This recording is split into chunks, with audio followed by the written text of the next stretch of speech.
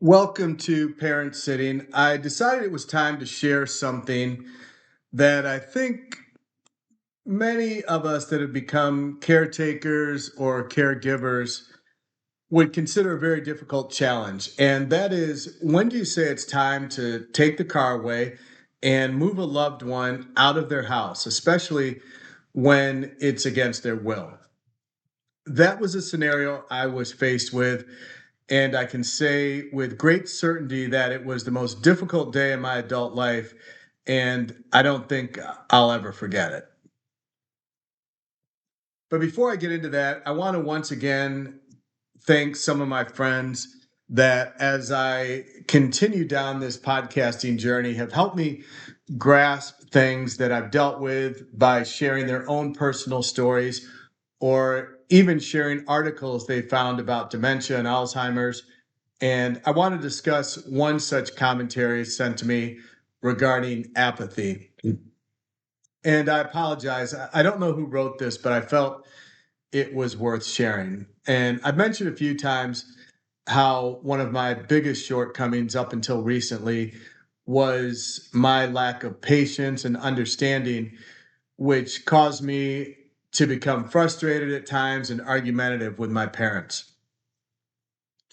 What's funny is that talking about it here in this space has helped me improve in that area. And I've talked about how I was frustrated and confused because there was mail all over the house, bills weren't getting paid, laundry wasn't getting done, and there was no concern on my parents' part over any of this. So there was a multitude of issues that were literally just driving me nuts. But then I read this about apathy, and I'm going to share just a bit of it, and it starts like this. Your loved one may stop enjoying hobbies they once loved, sit quietly for long periods, or seem not bothered about things that used to matter to them. This isn't laziness, it isn't giving up, and it's not a choice. Apathy happens because the dementia affects the parts of the brain that creative motivation and emotional drive. Even simple decisions or starting an activity can feel overwhelming. Now, these last few lines also really stuck with me, and I quote, when someone with dementia seems uninterested, reminding them to try harder usually makes things worse, not better. And just like that, I had clarity. I wondered why no one had told me this. Certainly no doctors had shared it with me. But I realized I've seen all this firsthand, but had no idea what the hell was happening or why. And now it kind of all made sense. Every time I became more frustrated and pushed my parents harder, the things I was saying truly made things worse. And I obviously knew my parents prior to dementia, and there's no way they would show so much lack of interest in so many important things in their lives if they understood what was going on. Truly, the dementia taking over. So I thought it was worth sharing because this act of doing a podcast has truly helped teach me things that I would not have learned otherwise. But like I said, I thought it was worth sharing. So I want to get into a topic I've heard about, been asked about, and have experienced personally. And that is, when do you take the car away? Our situation, I can admit, we probably waited a year too long because it felt like such a drastic step. My parents were hell bent on continuing to drive even after my dad had two episodes where he passed out at home from a weak heart. They had agreed he would no longer drive after that, but he did drive time and time again. I expressed to them that the harm they could do to themselves or someone else if he had passed out while driving. I mentioned, well, I thought maybe that would kind of scare them, right? And I mentioned how they got lost on multiple occasions. And perhaps the first sign was something I just realized was that they continued to try picking me up at the Detroit airport where I'd fly into, only to go to the wrong terminal on at least 5 different trips when I flew back home to see them. I would become so mad, and I clearly told them which terminal I was going to be at, but somehow it became this huge task for them. Yet they kept insisting they could do it and kept trying to pick me up time and time again. Needless to say, I put a halt to their airport pickups. As for the house, I've also touched on how many problems there were maintaining the house and everything that went along with it. My brother and I had discussed moving them out for at least 1 full year, and we kept delaying it because it felt like such a terrible thing to do, even though we had gained both legal guardianship and conservatorship. We were still literally about to take everything my parents knew away from them. It wasn't just a house, right? It was the 24 years or so of memories in that house, familiarity, accomplishment, and more importantly, their independence. I always felt like I was stealing their lives from them because they were both 100% against any of this. Fast forward to late winter of 2024, my brother and I agreed the time had come. I informed my parents that we needed them to both move out of their house and give up the car. We would find a great, safe place for them to live and arrange for any transportation that they needed. You can imagine how this went over. Not good, to say the least. As we got to early spring, we set a move out date. I had found a place for them to live, bought new furniture because what they had in their house wasn't going to fit in the new place, a realtor, storage facility for everything we needed to keep, an estate sale company, and a plan to sell the car, among other things. Now, the date was supposed to be June 18th, but it ended up being a day later, which I'll get into. And sometime in the middle of May, the notion of all this happening created a tremendous amount of anxiety for me. I can't even recount the number of days I felt sick to my stomach, didn't sleep well, and I think it's safe to say my overall daily mood was impacted. Because of my parents' memory issues, I had to remind them about this move over and over again. It was always met with this: we're not moving, and the phone would get hung up on me. This happened time and time again, and sometimes days my mom wouldn't speak to me. I'll never be able to put into words the emotions I felt the week leading up to moving my parents out of their house because they were not grasping what was happening, so they were not prepared in any way, shape, or form. My brother's ex wife and my niece went to help my mom pack her clothes and try and arrange things by, seasons, whether it's summer, fall, winter, just so we had some semblance of what was going where once the move started. However, most of the contents in the house were not going with them beyond, the pictures, personal items, and memorabilia. We did try and take some things that they were familiar with, things they had hung up on the wall, and some small little things that we could take with them. Everything else that we needed to keep was going into a long-term storage facility. There were lots of moving parts, as you can imagine, such as making sure the new furniture was set for delivery and their apartment in their senior living community was organized as possible once they arrived. So I flew to Michigan on Friday, June 13th, with a plan to move on Wednesday, the 18th. But as I said, it ended up not happening until Thursday, the 19th.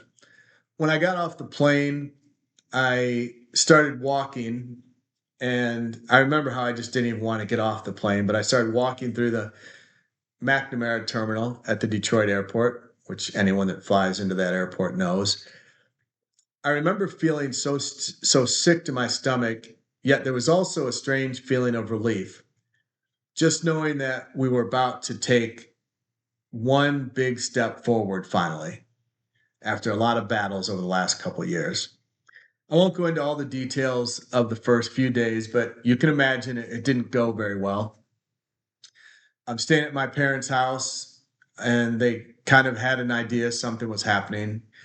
And each day I had to remind them that they were moving and to be prepared. right? So now we're into the weekend, just a few days before they're supposed to move. Each day I was moving clothes and small items from their house. I began doing the small things that were less noticeable to try and keep them from kind of spiraling, watching all this happen in front of them. I was getting up in the morning early before them, throwing some things out, putting things in the car that were going to their new home. I think my brother wasn't able to fly in until the 17th. He had to work and was trying to get off just for a few days to kind of help. So he and my nephew were there and they started moving things into the storage unit while I was taking things over to the apartment. And I think this is when it became real for my parents. You know, here we are, they're kids, albeit adults, taking their possessions from their house right in front of them. Seeing the hurt and pain and anger on their faces is something I will never forget. And at this point, they still say they're not leaving. So I mentioned we took in one extra day to get a few more things in place, and then came moving day. And we knew it was going to be a battle. I woke up on the morning of Thursday, June 19th, having slept maybe 2 hours. When I say this was a day I'll never forget, it's not necessarily because of the details. Much of the day was a blur, but I remember how I felt and the look on my parents' faces and the sadness and fear I could see in them. At some point early that morning, we talked to our parents and said, this is moving day. And to get their personal things like toiletries together, any of the small things that they needed, you know, that day or the next day. Even though we had asked them to prepare, they never really did.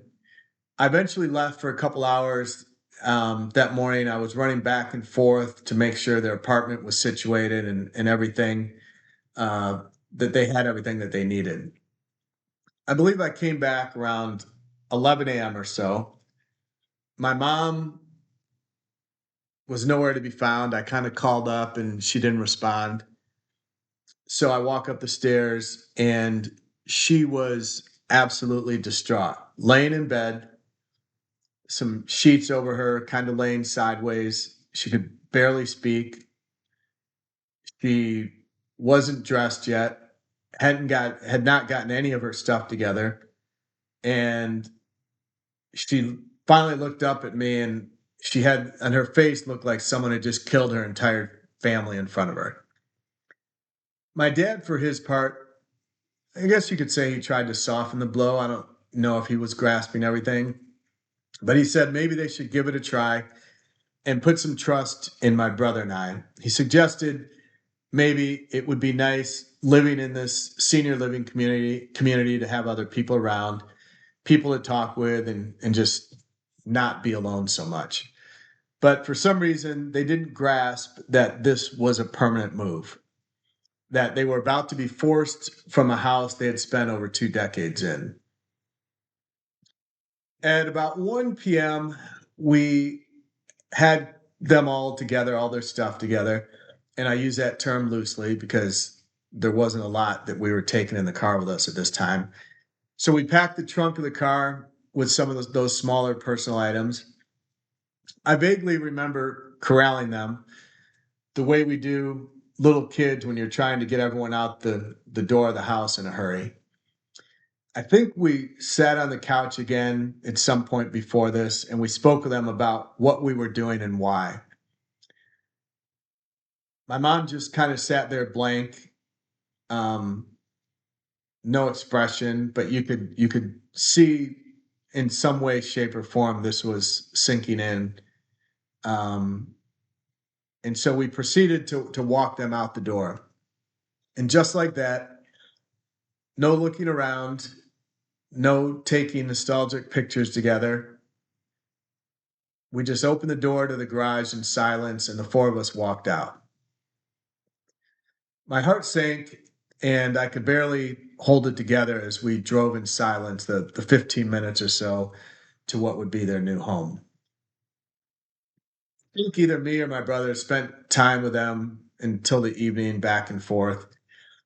My parents, They were confused, couldn't really understand what was taking place, but they knew they were being driven from their home, thinking this was kind of a short-term stay, but they didn't really realize this was also the last time they would see their car. So that's how we dealt with the car. We just dropped them off, took all the keys, and they never saw their car again. The guilt I felt was indescribable, I think, to say the least. The parents who raised me were just dropped off in a new, unfamiliar home like they were kids going off to summer camp. I've had a lot of different emotions in my life, but never anything that compared to this day and the few days thereafter. Later on move out day, at some point I was alone in the house that we just took them from.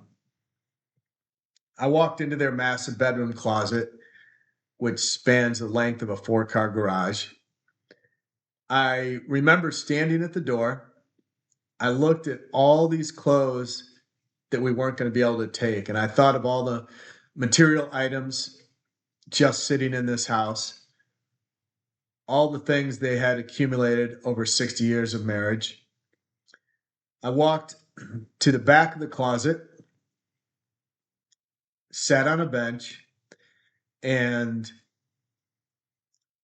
cried like I've never cried before, like out of the blue. I don't even know for how long I was there, and I'm not even sure what it was all about.